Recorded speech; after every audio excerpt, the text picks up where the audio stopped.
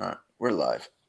And in three, two, one.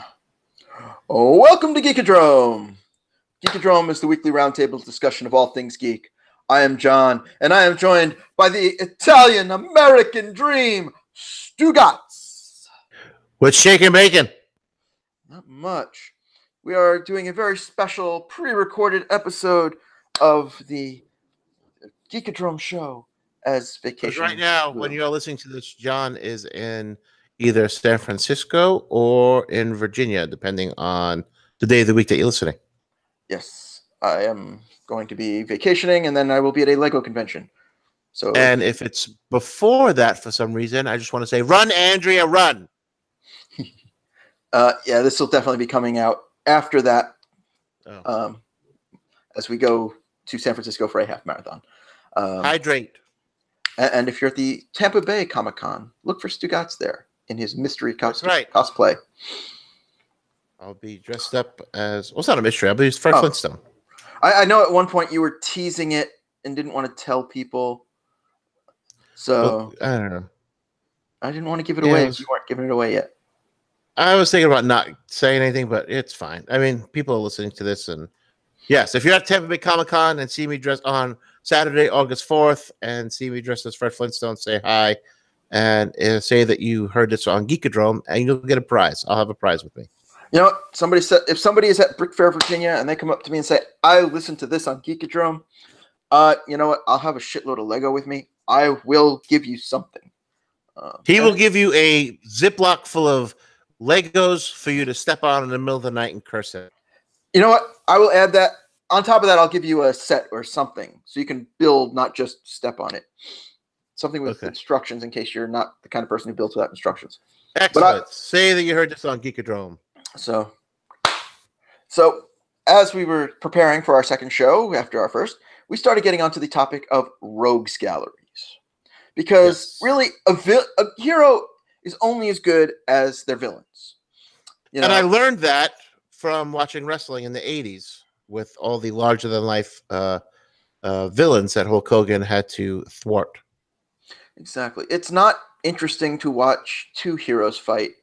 You know, yes, it happens with the misunderstanding, and then ultimately they come out and join together in the end, like Batman v Superman and whatever. But there needs to be drama. There needs to be something to overcome. There needs to be villainy. Batman has his Joker. Superman has his Lex Luthor. Spider-Man has his Green Goblin. So it's important to have that villain that defines you, that kind of gives you that raison d'etre to keep going. So, who has the best rogues gallery? That's really the question. And even who has just a great villain that they face off against is an equally important question. So, starting with the first question, Stugots, who do you think has the best rogues gallery? I think Batman. I mean, you could name so many of his rogues off the top of your head. Joker, Riddler, Penguin, Catwoman, she goes back and forth. Bane, Ra's al Ghul, Mr. Freeze, Dr. Freeze. Is it Dr. Freeze or Mr. Freeze? Mr. Freeze. Mr. Freeze. Because he's a doctor, though. Isn't he a scientist? He is. That's the origin that came up in the 1990s cartoon, has become the prevailing origin. Before that, it was other things. But his wife getting frozen and everything else, he became. Then you have Talia al Ghul, right? Raish. I mean, Yes. Oh, I said him. Oh, did you? Okay. He's probably right. To me, he would be like the big bad. You know, he's like what you'd lead up to. He would be like that string puller, type guy. Yeah. He's a manipulator. Yeah, and he would be, he'd be, like Bane, but Bane did that like kind of the Nightfall series. But to me, Raish would be, is definitely above that because he's also timeless. I think Bane isn't. Yeah, Bane isn't a string puller per se. I think he was testing Batman and throwing things at him seeing if Batman was worthy before facing him. It's not the same thing. It's more like you have to go through 5 levels to get to the boss character, as opposed to somebody who's manipulating and orchestrating. I see where you're coming from with that, but I don't see them being similar in that vein. But that's my opinion on them. I'm going to agree Batman has the best rogues gallery. Because if I ask somebody to start naming villains, they're going to start naming Batman villains. Yes. The TV show Arrow has just heavily borrows from Batman's rogues gallery. Oh, yeah. The Batman cartoon, the animated series, actually any of them, but I'm specifically thinking of the 90s one. Once they got past the gangsters in the first, dozen episodes or whatever, it was really a different villain every week for at least the first season. Batman Brave and the Bold did the same thing, although they skipped the mobster bit bullshit. And they introduced even more villains that you'd never seen on TV before. The Batman 66 series, yes, it repeated villains, but you had your big 5 who repeated a lot.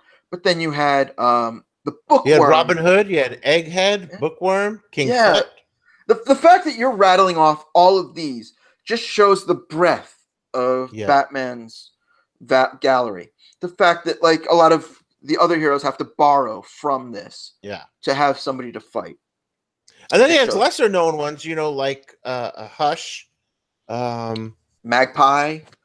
And then Talon, all ones that came up, recently. Like it seems like they're always adding to Batman. Yeah, and this ultimately they always do come back to like the big ones. And often like those big ones, they get their own series. The fact that they're talking about a Women of Gotham movie, a Gotham Sirens, they're talking about 2 Joker movies. There's a Harley Quinn spin-off movie, Suicide Squad, which ultimately was a lot of Batman villains. A lot of Batman, mainly Batman villains. It just shows that like they're the most developed villains, they're the most interesting. So we can agree, like Batman is the gold standard. Yes. So who would you say? All right, let's say who would you say has the most Marvel rogues gallery? Well, to me they're one of the biggest well-known comic book families in line of comics in Marvel, but they only have, like, as far as I'm concerned, they only have Doctor Doom. Anyone else they have as a villain ends up being a bigger villain, like for all of Marvel to fight. So I don't want to count them. But they did start by fighting Mole Man in their first issue. There's some others, but it doesn't have the breadth. It doesn't have the wider variety. And then you look at, all right, so who are the big characters for Marvel? Well, Captain America. I can only think of two villains or 3 villains. Red Skull, Crossbones.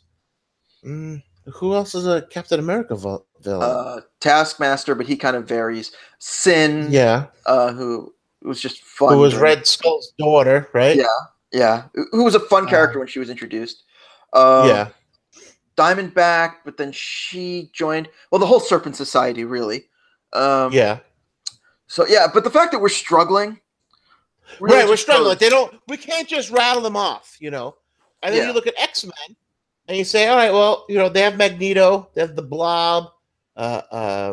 Cable, kind of, wasn't he a villain at first? Not really. Or was he just like anti-hero? I think it was here's the misunderstood hero that we're going to fight and then join up with. Okay. All right. Because he was fighting. About Deadpool? Wasn't he a villain? Deadpool was a villain. Yeah. Right. But he had no personality in the beginning and whatever. Yeah, and then they did a face turn with him. Well, I think the biggest problem is it's a team book, so you have to have them face teams. So right. Remember, they came in 5 teenagers and an old man fighting Magneto and 4 other people. The Brotherhood of Evil Mutants. Exactly, because then they fought the Blob, then they fought Eunice the Untouchable. So it ultimately becomes occasionally it's a single villain, but because they have to fight a group of like 5, 10 at a time, like Freedom Force, I think it's not so much a rogues gallery as you think of them as teams. Like the fact that you Okay. named Magneto, but you didn't say Quicksilver, Scarlet Witch, who ultimately became heroes. You didn't say the Yeah. Toad. You didn't say Yes. Mastermind. These Or were the Mystique. yeah. Mystique was later, but those are the original uh, Brotherhood. You didn't name them. You don't consider them a Right. rogues. You just consider them a team that they fought. Rogues are Right. those Right. villains that they are the ones who focus on our hero. They are the ones who Yeah. fight our hero. It's a one-off. Like isn't so much a rogue per se. Like to have X-Men. Let's say if Green Goblin fought the X-Men, he wouldn't be part of the X-Men's rogues gallery, but he would be a villain for that story. Right. Right. But he's definitely Spider-Man's rogue. In fact, he Yeah. is Spider-Man's top rogue at this point. Right. They've built him up so much. I think Spider-Man is a very solid rogues gallery. Definitely. I mean, because Sinister Six were not built as a team. It was just Spider-Man beat us up all individually. Let's all go up together and beat up Spider-Man. And it's sort of the boss level. It kind of gives them that, the more powerful. Let's for Spider-Man to overcome. But the fact that even that had a rotating, but Doc Ock, Craven, Mysterio, Hobgoblin, and the more that I'm thinking about it, just because I'm ranting more than because I can't think of them, is really the point. That I can come up all day and be like, the Jackal, depending on the day, Ben Reilly, because of that story that not Spider-Verse. Well, Spider-Verse had Morlun and his family. And every time I'm going to name a story that I love, it's going to have a different villain to it. And it's a story and it's not just one-off, it's villains with a rich backstory. Because rogues are never one-off villains. So I would put out that Spider-Man probably has the best rogues gallery. Yeah. What about the Superman rogues gallery? Okay. Can you name 5 Superman villains? No, Lex Luthor. Luthor's the obvious. Yes, Darkseid. Yeah, because Darkseid is. And without going into the whole fourth world, because they're not necessarily Superman. They were. Yeah. Darkseid kind of moved over to be a Superman. Who is the? I only know this character from the animated series. I don't know if she was in the comic book at all, but Livewire. Livewire was a cartoon character initially, and then came to the comic book. But she counts. Okay. It really doesn't matter where you see it from, but as long as it's okay. I don't think I know of any other 2. Parasite, the big purple guy. Yeah. He was in an early episode of the cartoon as well. Maxima, who was this big woman who wanted to marry Superman, whatever. Trying to think, because I used to read Superman for years. Sometimes they just have him fighting non-superpowered people. And any of the new God villains that fall under Darkseid rather, I won't count them because then it's then you're looking at then it's like a team. Then to me it's a package deal. Yeah, it's you're not fighting him first; you're fighting everyone else and leading up to. Yeah, it's not. It's just Darkseid.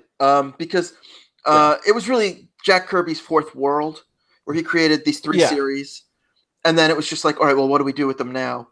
And Darkseid just said, oh well, Superman's the most powerful person on the Earth. I want to conquer Earth. I have to face Superman. And I don't think the rest of them, you're not going to see. Well, this Justice League movie kind of is the opposite of what I'm about to say, but you don't see them really facing off against Superman. I mean, Calabac. I think that was the mistake for the Justice League movie. Each one of those heroes in their solo movie should have been fighting a Darkseid underling, leading up to all of them coming at them with Darkseid. Yeah, and there are a lot of interesting villains in that fourth world. Because there's Granny Goodness. There's Steppenwolf, who we did see in the movie, but there's been better versions. There's Calabac, the son of Darkseid. You could have done Mr. Miracle, who, is a great character. Orion, also a great character, but both of those are heroes. But there is a rich history there, and they barely scratched it. They just showed some parademons and a bad version of Steppenwolf. Yeah. All right. So we've kind of established who we think Marvel and DC have. Yeah. But we both have read quite a few comics that are not Marvel or DC. Would you say Right. there are any compelling rogues galleries that are not in the big two?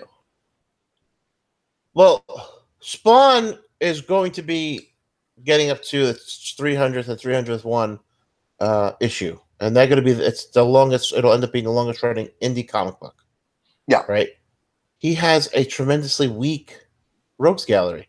He has now if you don't know the character, obviously you're not going to know the villains. They're not household names, but like his major ones are Malbolgia, who's like the big one. Yeah. You have Violator, Overt Kill, who is a cyborg a mafia hitman. Then you have Cy Gore, who's an ape that's been cybernetically enhanced. Tremor, which I think then became a hero, if I'm not mistaken, which I could be because it's been a long time since I read them. And that's all that I know because then I stopped reading. I have to. Then Angela, she was a villain, but she was a hero. She was more like an antithesis, but not really a villain.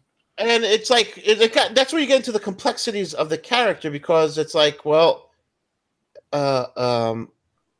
Hell had these soldiers running their army, the Hellspawn, who were all good people, who they then corrupted, and then on the other side of it, God had his army of angels, who were all pretty shitty people that they decided, hey, well, that's what we need in this fight against Hell. So, and you don't really know who you can't. It's not black and white of good guy, bad guy a lot in Spawn, but it's like who really there are no real bad guys. Because then Violator went on to have his own comic book, for 5 issues, and it was like he fought his brothers because they were evil.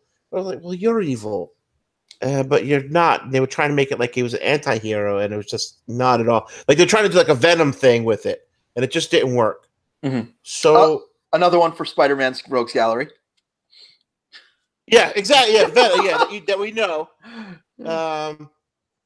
And it's like, well, none of them stand out. Oh, Chapel was a villain in Spawn, but in Youngblood, he was a hero. And it was the same dude. It wasn't like, it was just a different guy they call him Chapel. Same dude.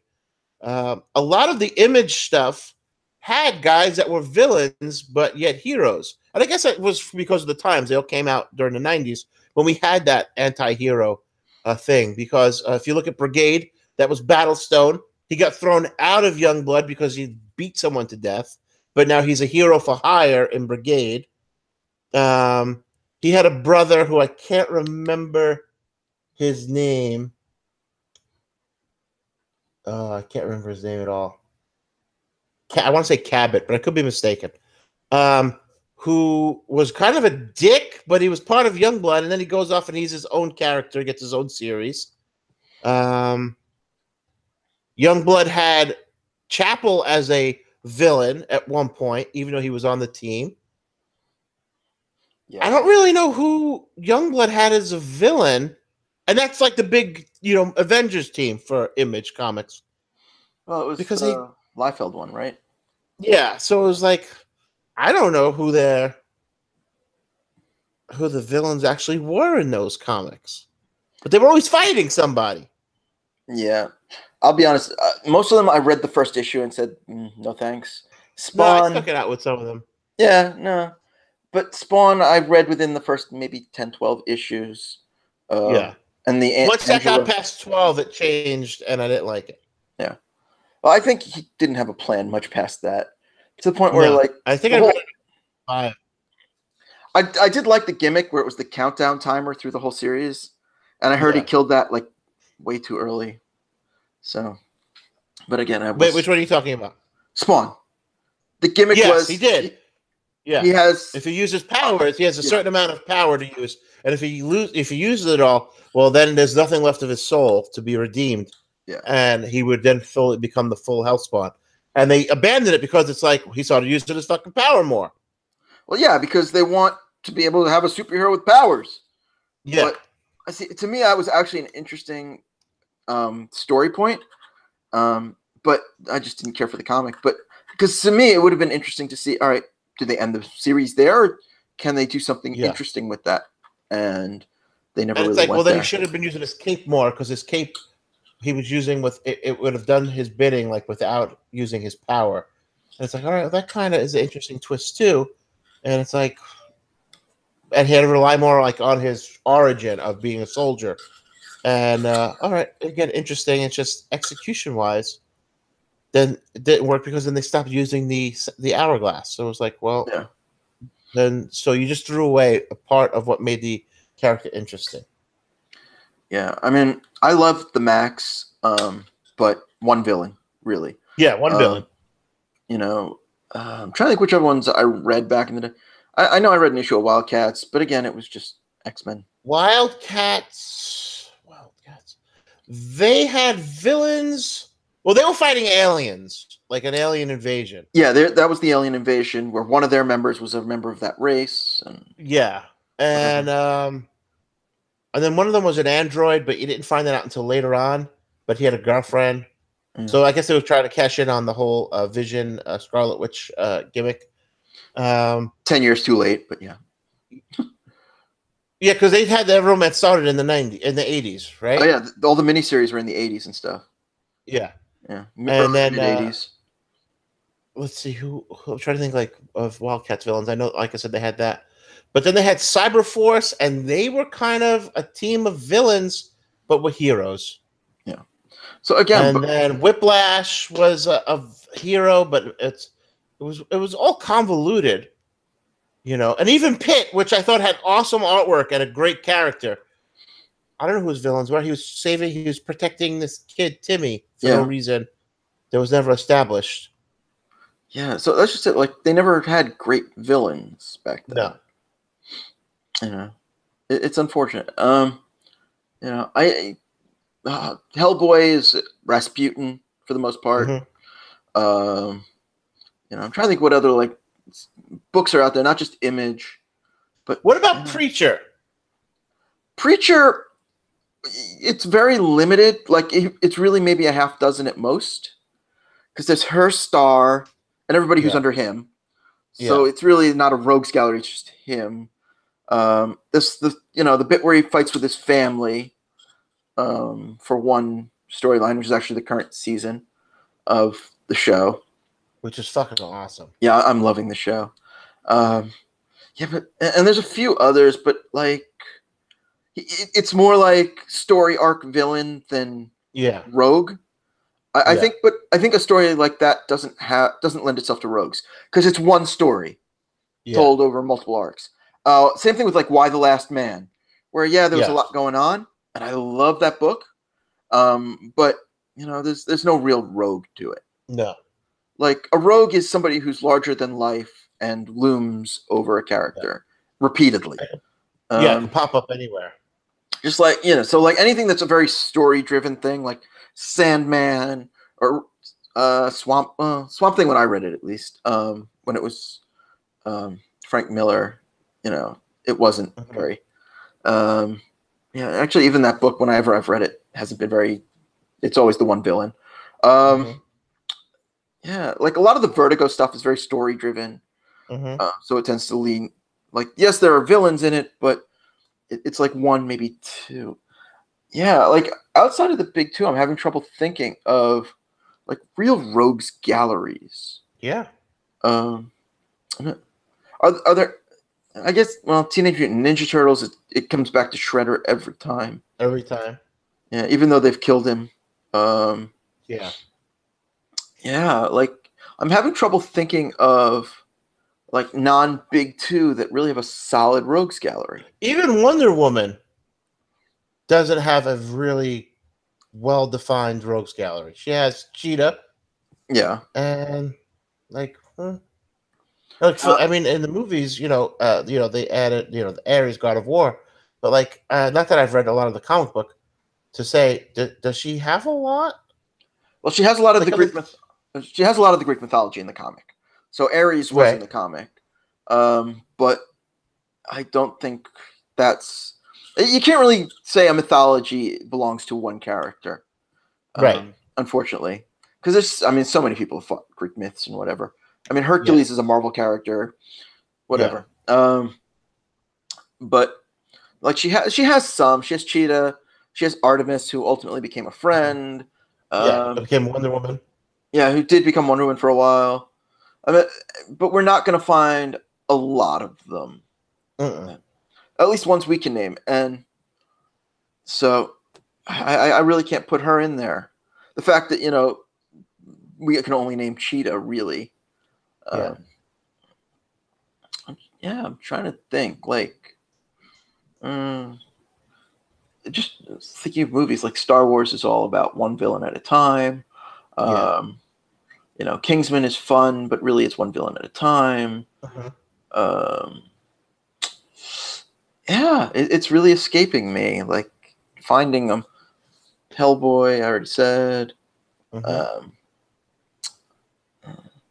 also trying to think what comics I've read recently, kind of thing. But it's been mostly big two. I mean, Ghost Rider has some good villains. Ghost Rider does. That's Mephisto, Blackout. But again, there's not a lot of them.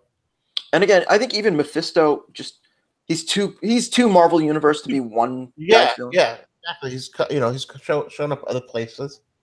I think Silver Surfer has always had a wide variety of characters he interacts with, but I wouldn't call them rogues. Yeah. Because it's very much like these are the people of this universe, and he deals with people like everybody who's kind of out there, who's very celestial. Yes. I mean, the Guardians of the Galaxy don't have a huge rogues gallery, and that team keeps turning over anyway. So, Nova, not really. Yeah, it's like it's like Batman and Spider-Man had the premier rogues galleries. And I think in comics, Flash does. I don't know. You said offline that you haven't read a lot of it, but I think but you can tell from the show that they're not leaning on anybody else to bring up any other characters. Right, like what Green Arrow just has so many Batman villains. Green Arrow, like the entire villain cast is pretty much Batman. Like villain. Why that's not just a Batman series? Why is that just called Batman? Because they couldn't get Batman. Yeah. But I mean, it's a lot of the same villains you see on Gotham.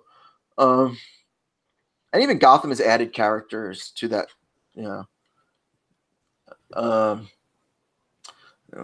Supergirl has hers, but it's not as wide as Superman, which is saying something. Yeah. Legion doesn't really, because it blends all the mythologies. Yeah. Legion of Superheroes comic book, because it's a team book, I kind of feel the same way about X-Men, where there's so many great villains, but it doesn't fall into rogues just because there's so many and so many. They always team up. Yeah, like you need that one-on-one final moment, and you're not going to get that in a team book. Like, no. I guess Avengers is a bad example because it's taking place of here's everybody from around the universe teaming up together, sort of like Justice League does. So you're kind of pulling from all of their villains. Yeah. Sorry, I'm starting to have the hiccups. And I think that's the problem with calling any team book a rogues gallery. Yeah. Which also precludes a lot of the Image books, which we couldn't even name their villains. But yeah, like I'm just looking what geek stuff I have around here, and it's just funny because Youngblood's going to end up becoming a series on Netflix, and I don't know if it's live action or animated, but it's like I know the whole thing is like, hey, it's an independent thing, but all right, do they have villains to make it marketable? You know what I mean? Like, let's just say it's animated. The Young Justice villains were primarily Justice League villains targeting them. Yeah. Well, they're the sidekicks. I mean, that's what Titans comes from. Teen Titans, which comes from the sidekicks all teamed up together and then started building a team together. Right. So it's all the same villains. There's no Teen Titan villain except, it seems like Slade is primarily their villain from the animated series, but he's a Batman villain. He is, and he's been a constant villain through even the comics. Yeah. I mean, he has a daughter, Rose, and she's a great character. But again, she's not like a rogue to the team, because if the 5 of them all were a team, they would just beat her up and be done. You know? Yeah. It's things like that. So it's just a rogue needs to have that final battle, and you don't get that. So I guess we're just kind of leaning it on those 2 or 3, and we're not finding anything beyond that. No. It's unfortunate. Well, maybe we'll have to think about it in the future and see if we come up with any others as we're reading comics. But, in the meantime, we will keep on reading our comics, watching our TV shows, and potentially cheering for the villains. Because half the time the villains are more interesting than the heroes. True. But, they get to chew the scenery, have fun with it, and the hero has to play it straight. Yep. So I guess one day we'll have to talk about who the best just villains are. But I think that's a whole nother discussion. Definitely. So until then, I think we can just touch on some hot picks. Sure. So this week I watched animated. I watched 2 animated movies. One was okay. The other one I enjoyed very much so, and that was Teen Titans: The Judas Contracts. I love the comic. It was so good, and it features Slade as the one of the villains. So much fun. He really is my favorite villain, I think. Yeah, he's a great villain. Yeah, I mean, the comic was done in the 80s by Marv Wolfman and George Perez, and it's still considered the gold standard for any Titans book. Like, that's what it gets compared to. So I've been meaning, I want to watch that too. And yeah, your recommendation just makes me want to see it more. It was really good. Definitely worth checking out. All right. I did notice that the who's the priest in there with the church blood? It just had a whole Hydra. Like in the anime, I don't know how it is in the comic book, but in the animated movie, Slade's working for someone. Okay. I honestly haven't read it in like 10 years, so I don't remember. It's like kind of like a cult. Oh, Brother Blood. It's gaining Brother Blood, yes. It just reminded me of Hydra a lot, but he reminded me of Red Skull. But I mean, that's okay. It's no big deal. Well, I mean, that's the problem is the same people work on the same shit, and eventually, similar. It's fine. There's only so many ideas you can have, and I get it. Well, what is it? There's only 3 story ideas out there at all. And I'm not going to remember what they are, but it's like, fuck, I'm not even going to remember. I'll have to look it up. But there's only like... It's just like, I have a friend who's a musician, and he's always pointing out, when we hear a song, he'll always point out, hey, they stole this riff from The Who in 67. It's like, dude, there's only a couple strings on a guitar. There's only so many combinations you can go with them where they sound good. Yeah. Stuff's always going to sound like something else. That's fine. It's the words that are going to matter. And how you put those segments together. Yeah. But yes, sometimes a B-D chord is from the 60s is going to sound the same as on American Idiot by Green Day. It's okay. No. So, all right. Shit happens, and that's how music is. But my hot pick is a fun little show I watched on Netflix recently. It's called The Gorgeous Ladies of Wrestling. Oh, it was awesome. Season 2 was so much fun. It was. I loved where they took it, because you didn't have to establish the show. You didn't have to kind of establish the characters. You didn't have to establish how to wrestle. Right. So you can... It takes place like literally right after the first season. So there's not a big jump, but enough of one to say, all right, they learned to wrestle. They have their show going, which is what it needed to keep the show fresh. So we don't have to do, all right, here's another training montage. Yeah. Which I love that they did the montage at the mall for the intro. Yeah. For the actual wrestling show. I like that we got one episode of the actual wrestling show. So, I know we were, messaging each other back and forth while watching it, and I got a little ahead of you, and I'm just like, dude, you have to watch episode 8. Yeah, it was really good. It was just I stayed up too late watching this because episode 8. I think if there's a third season, I would like to see cameos from some of the original Glow ladies. Yeah, that would be cool. I'm surprised they haven't invited any of them to be on. Yeah, that's kind of disappointing. But I love especially the Russian girl. I don't even know if she's still alive. What the hell was that? Natasha, I want to say her name was. She was gorgeous. Mm-hmm. Godiva, who wrestled quote unquote nude. Naked, yeah. And then Hollywood and Vine. Of course, Hollywood and Vine. Of course, Tina Ferrari, who became Ivory, who just went into the WWE Hall of Fame, who I had a gigantic crush on up until wait, what time is it?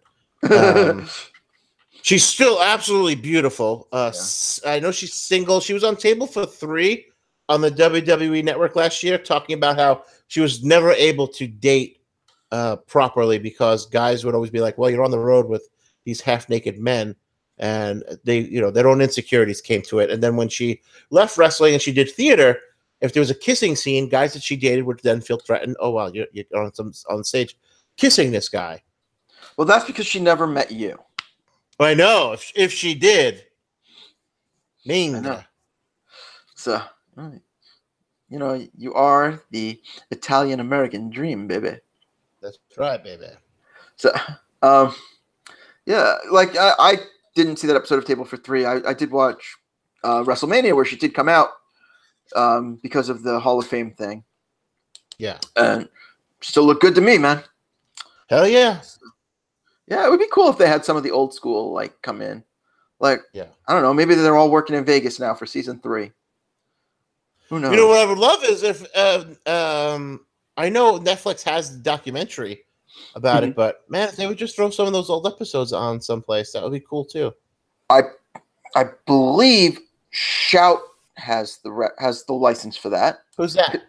Their Shout Factory does DVDs. Oh, okay. And they did a Twitch live stream about 2 weeks ago of just old episodes of Glow. Oh, excellent. So they did stream them online on Twitch, but it was like a one-time deal live stream. Yeah. But yeah, I mean, it would be great to be able to watch those old ones. I did not watch that live stream. So I don't. But yeah, John, take your pills. Yeah. Yeah. So I love inside jokes. So I didn't get the chance to tune in because it just came in. What I liked about season 2, as far as from a storytelling point of view, is that they copied the whole player handbook, as well as the Eastbound and Down playbook of, hey, we know you want to see the blonde chick's breasts. We're going to make you wait and build up to it. And then there they were at the end of the second to last episode. Yeah. So that's always a plus, Yeah, and you're like, oh, okay, there they are. Hey, how you doing? So I guess one season, each new person gets naked then? Did someone get naked in the first season? Right in the first episode. Oh, I don't even remember. Allison Brie. Zoya. Oh, I don't even remember her being naked. Yeah. Well, now you're going to have to go back and rewatch it. Well, I know what I'll be doing as soon as we're done here.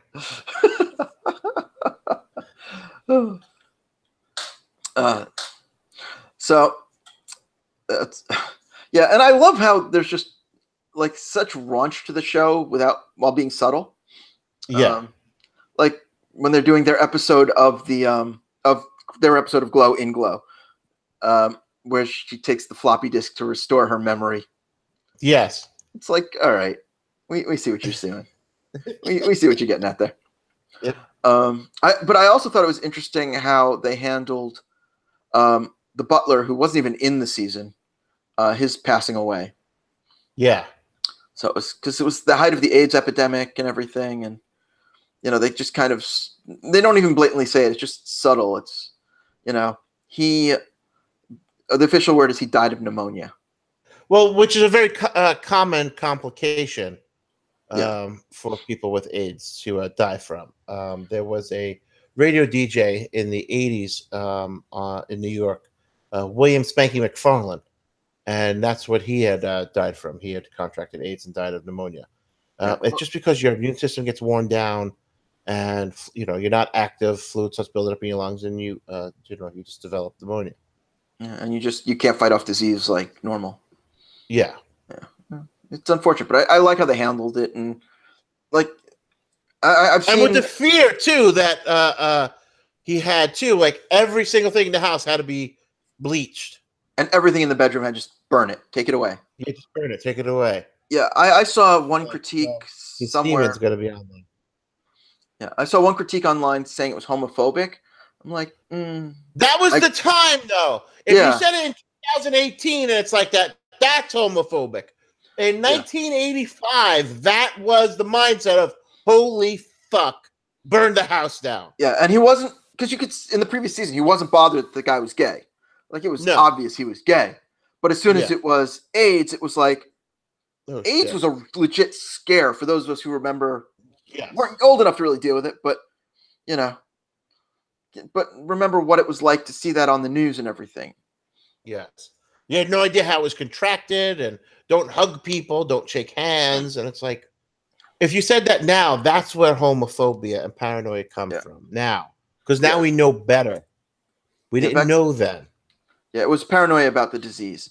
So I love the show. It's, besides the way we're making this sound, it's very lighthearted. It's a lot of fun. It's very funny. It's a very funny show about the guy dying with AIDS. It's hilarious. I mean, honestly, one of my favorite stories the whole season was the Justine story.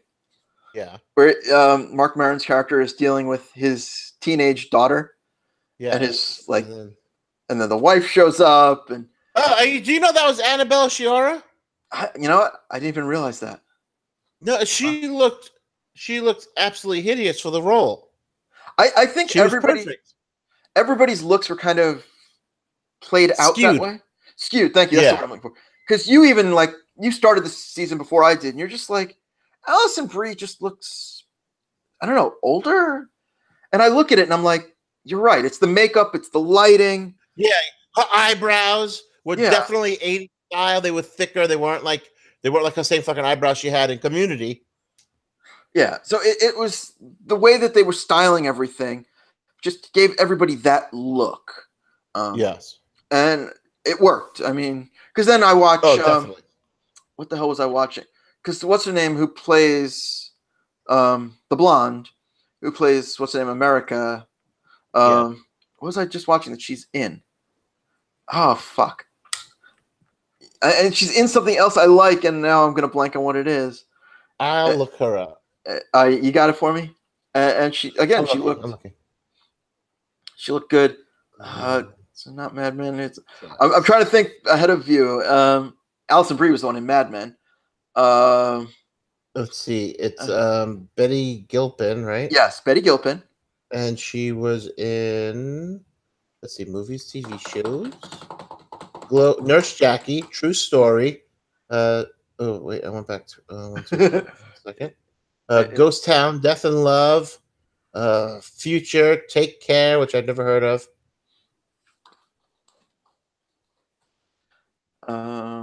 It is. Damn it. It's. What was it? I don't know. No, let me just skim the IMDb because I know I saw her in something. It wasn't Fringe, Glow. It wasn't Robot Chicken. Oh, American Gods. Oh yes.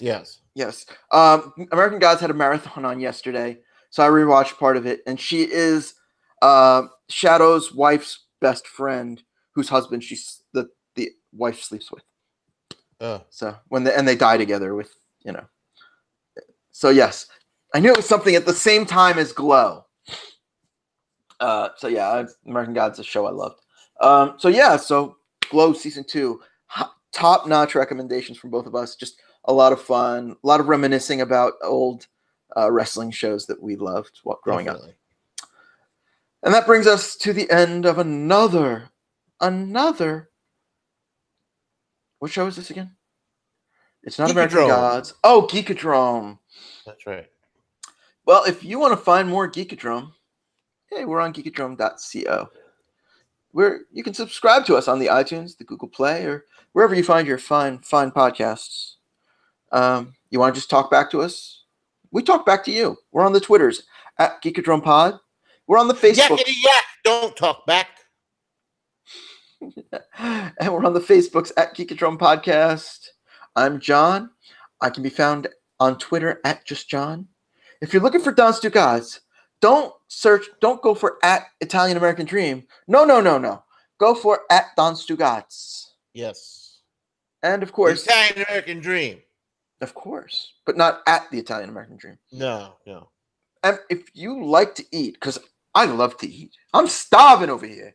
Oh, man. There is the Eat Up Show from Don Stugots. What are you cooking up for us, Stugots? Let me tell you, I have a recipe for chicken sandwiches that if you're on the keto diet, you could eat this. Okay, trust me. The bread and all. Trust your Uncle Stugots when I tell you. You can eat it all. And that's what will be coming up soon on the Eat Up Show. Coming up and going in my mouth. Yes. Oh, in yeah. my Mouth. So all you peoples on the ketos, you could eat this. Can't wait. All right.